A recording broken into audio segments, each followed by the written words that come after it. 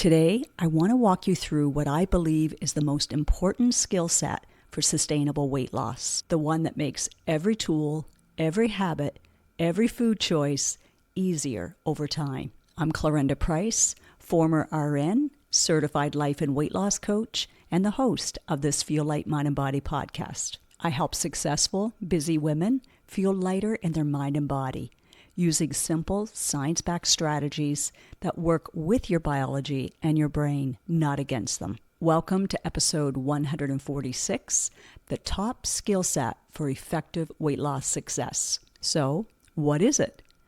It's the skill of balancing your thoughts and emotions in a way that keeps you moving forward, even when it feels uncomfortable and unfamiliar.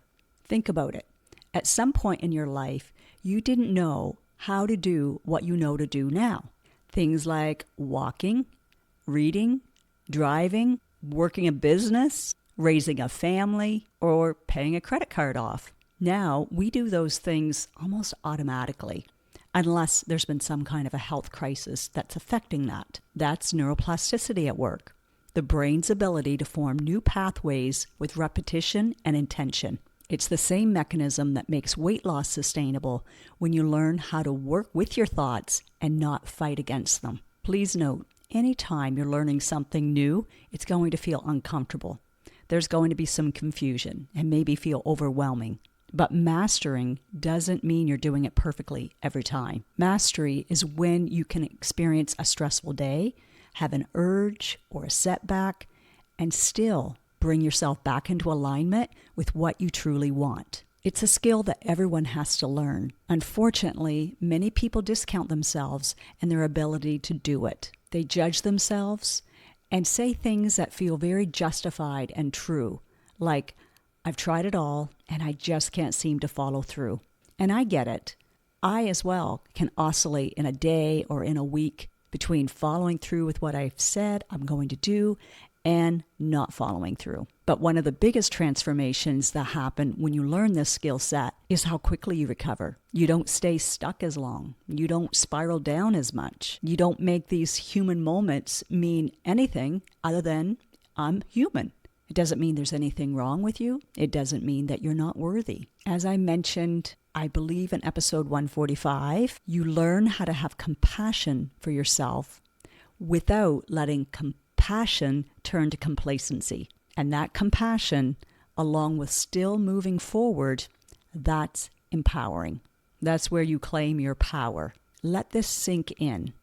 This is available for every one of us, even if you've doubted yourself for years. Now, your brain will usually provide objections to anything that's not familiar. It does this for one reason: safety. Your amygdala is designed to protect you from threats, and it views change, it sees it as a potential threat. So your brain reaches into the past for evidence. It searches for obstacles. It points out all the imperfections. It tells you you don't have time, that you can't afford it, that you never follow through. These are the thoughts we've often labeled as limiting beliefs. But through my recent Rewire certification, I learned something important.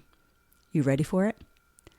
There's no such thing as a limiting belief. These beliefs are symptoms, signals of the deeper protective wiring in the lower parts of the brain. When we rewire, we move out of that lower survival center of the brain and move up through the limbic system and into the prefrontal cortex, the area of the brain that is responsible for critical thinking, setting goals, self-regulation, and problem solving. This is why so many women know what to do logically, but don't follow through consistently.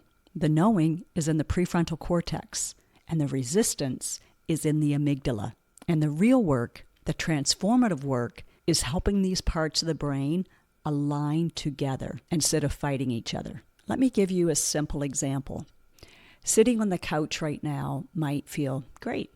It might feel safe and comfortable because it's familiar. But scientifically, your body still needs movement for longevity, muscle, and metabolic health. Unfortunately, we're losing muscle mass every decade if we don't intentionally maintain it. Your critical brain knows this, But your protective brain doesn't care. It wants comfort and predictability. It wants a path of least resistance to conserve energy. Same with food. Eating an unhealthy food 10% of the time can absolutely fit into a healthy lifestyle. But if your default becomes frequent snacking, late night eating, stress eating, your physiology will reflect it. Your cortisol will rise, insulin sensitivity decreases, cravings intensify, and energy drops. Remember, this is biology, not personal failure. What's coming up for you as you're hearing this? Whatever it is, I encourage you not to dismiss it. I'm currently watching a very dear family member facing something that 20 years ago, she would have bounced back from a lot faster. It kind of feels like the straw that broke the camel's back. We're praying, supporting, and doing everything possible, but it's still heartbreaking. It's also a reminder of why this conversation means so much. She may watch this, so I want to say this to her right now. I love you, and I'm here for you. Don't give up. There's still a lot of life left to live, and we want to enjoy that with you. My friends, we can't change the past, but we can absolutely take the step right now in the present. We can choose what that next step will be. We can offer support to others, and others can support us. But the first decision, the uncomfortable decision, has to come from within. This is why understanding your why nots is often more powerful than understanding your why. Your objections are running the show more than you think. They influence your nervous system. They determine whether you freeze, buffer, react, or take aligned action. But one empowered decision can interrupt that pattern. Here's what I know. The women who get great results are not the ones that have the perfect schedule or have the perfect amount of motivation. They're the ones who are decisive, committed, and resourceful, even when they're scared. Those are the women I get to coach, and I'm so proud of them. I know it's not easy to say, I want to try again. I'm going to do this. Every year, I hear women say, I'm not even going to think about this until January. And I get it. I used to think that way as well. And there's nothing wrong with choosing that. But what's truly powerful is choosing it with awareness. That's why I want you to pause and look at the benefits of what you're resisting. What would be the benefits, say, of eating healthier now? And then write out the drawbacks of waiting until all the holidays are over before you choose to eat well and healthy regularly. Because until you bring those thoughts into the light, your brain will default into telling you the benefits for staying the same and the drawbacks for anything that's different, any change. That's how your brain protects you, not empowers you.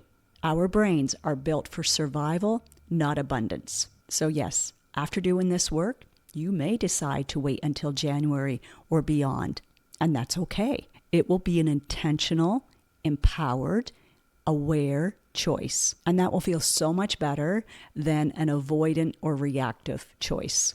Many of my clients, including myself, will choose to maintain over the holidays. Others will continue to lose. And then there'll be some that'll say, I'm good with the fluctuation of, 2 to 5 pounds, because they know they have the tools and they can easily shed that right after.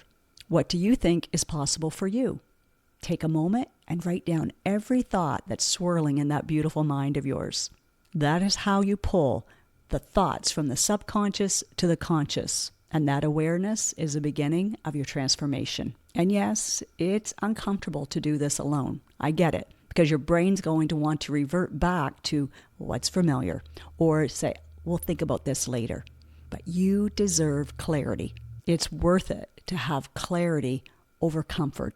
That's why I've added more time slots for you to choose from for a free 20-minute consult where I can help you walk through this. I can help you find peace of mind with the decision that you make and have a plan in place for how you want it to play out. A plan that aligns with your values, your health, and your lifestyle. My goal is the same as always, to help you enter this season with the sense of peace and ease. When you have that state in your body and in your mind, you can truly be present. That way we can focus on what truly matters. I know for me, it's celebrating the real reason for the season, which is Jesus and hope, as well as feeling so blessed to have the people in my life that I love, I care for, and they care for me. This episode wraps up Nurturing November, and I want to thank you.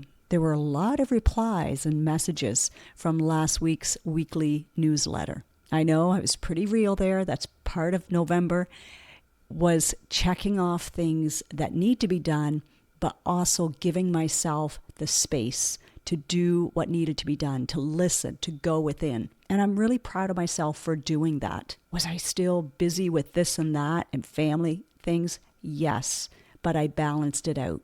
And from some of you, I hear that you were doing the same. So be proud of that.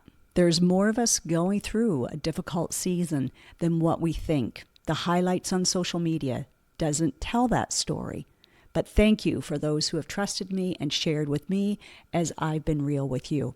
And now I feel ready to really move into this next season, enjoying it, empowered, have increased my self-awareness and growth. And I'm excited to lead you, to inspire you weekly through these podcasts as well.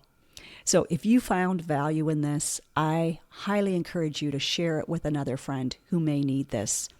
When you share, when you like, when you heart it, it allows this to be shown to more people, to more women who are just kind of waiting and looking for something.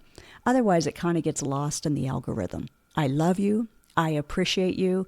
And I'm here to help you find a sustainable plan that will be doable for life. You can book your free consult. You can find the link in the description of this episode. Until next week, be kind to yourself and be kind to others.